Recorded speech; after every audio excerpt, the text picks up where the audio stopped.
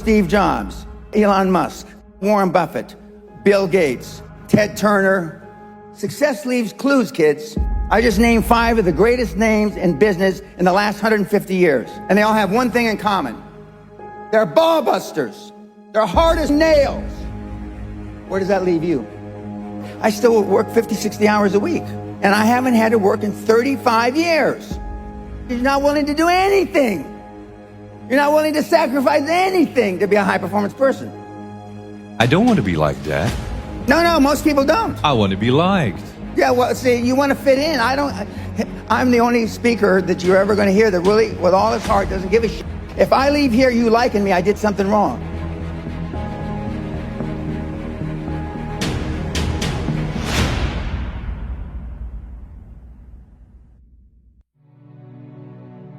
If we would like to improve the quality of our lives, personally and professionally, what would be your advice?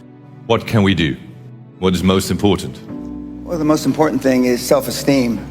The people that we read about, the people that we admire, the Elon Musks, the Steve Jobs, the Warren Buffetts, etc., all have one thing in common. They have extremely high self-esteem.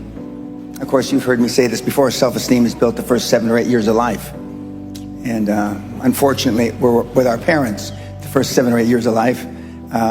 Ergo, we don't have too much high self-esteem. But to build high self-esteem, and the way you build high self-esteem, if you're 25, 35, or 45, is to be around, surround yourself with other people that have high self-esteem. Show me your friends and I'll show you your future. And so you can reverse your childhood by who you associate with. How do you do that? Well, you find people that are where you want to be, but they're already there. You're 22 years old, you're 32, you're 41 years old, and there's a guy or a gal who's 45 years old who is where you want to be. They've accomplished a lot of things. If you're into, they're saving the world, they're using their money for good causes, go associate with those people. Be around those people.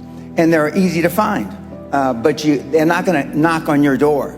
They're not going to come to your apartment or your flat and ask you, oh, can I help you? And the best tool I've ever seen, it's like it was designed for this, is LinkedIn. It's the best social media tool for what we're discussing. And you can find these people. Now just remember, everybody that's on LinkedIn, all the, 20 million or whatever people that are on LinkedIn are all there for one reason. They're there because they want to do business, they want to meet people. Unlike some of the other social medias like Facebook or Twitter. But I mean, LinkedIn, they're there for a common purpose. They have a common bond. They have a common goal. They want to expand their horizons. And it's a great tool. I had self-esteem. I didn't know till I got grown up and was an adult that everybody didn't have self-esteem. I didn't understand that. I didn't realize that everybody didn't have self-confidence. I didn't realize that everybody didn't have self-worth. Gallup did a poll in 2016, worldwide, 87.6% of all the people on the planet. We'll just round it off. 87% of everybody that walks the face of the earth, 7.65 billion people, are unhappy. The high-performance people, the one thing that they all have in common is they're hungry. Hungry for a better life. Hungry for change. Hungry for the tough love their parents didn't give them. So is that what it needs? You have to be hungry, you need to feel the pain? Growth only comes through pain. No pain, no gain. It's the same in life. If love got the job done, you wouldn't need podcasts, you wouldn't need seminars. It doesn't. Tough love gets the job done. But being liked doesn't get you a raise when you're working for whoever you're working for. Efficiency, accountability. Most people that come to seminars are there because they weren't held accountable when they were growing up. What is your definition of a high-performance person? Being all that you can be every day. 24/7, 365, being all you can be. I asked the question a couple days ago. How many of you can raise your hand, but how many of you have kids? Don't raise your hand now. How many of you would like to have your kids grow up just like your parents? You know the answer, don't you? Close to zero. Because they were shitty role models. Now, I'm not going to ask the second question. How many of you would like your kids to grow up and be like you? But being a high-performance person is a full-time job. I'm like this when I wake up in the morning to brush my teeth. I'm like this when I brush my teeth before I go to sleep. I'm like this 24/7, 365, and I've been like this for the better part of 50 years. I'm always like this. I'm always pushing the edge of the envelope. But the sun is going to gobble up the earth in about between 7 and 11 billion years. Although I'm planning on living a long time, I'm not going to live quite that long. But I just work hard. I don't know any other thing than hard work. And hard work is out of favor now. It just is. But I'm a dying breed. I'm a Neanderthal. I understand that.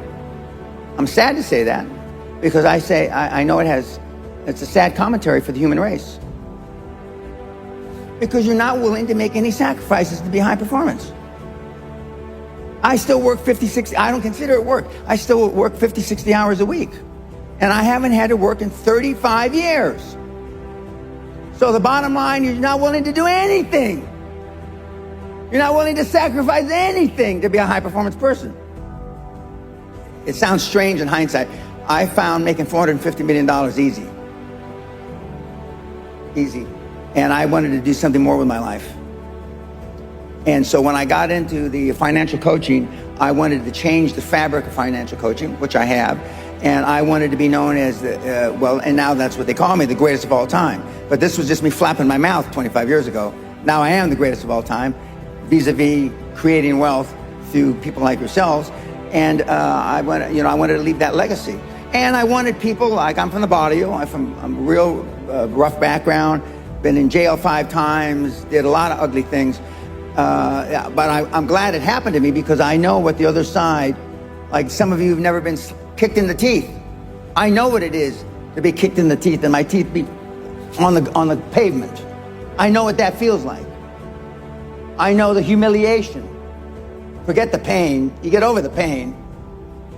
I wanted the poor kids to understand that they had a methodology, there was a methodology used by one of them that was once poor and got in a lot of trouble. You can do it if you want to do it bad enough.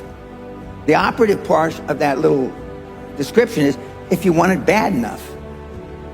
Muhammad Ali, arguably one of the greatest fighters ever, he was talking shit since he's 14, 15 years old. I'm the greatest. Before he ever had a professional fight. My father said, if you've got something in your mind, it should come out of your lips. The squeaky wheel gets the grease. And you've been taught all your life not to ask.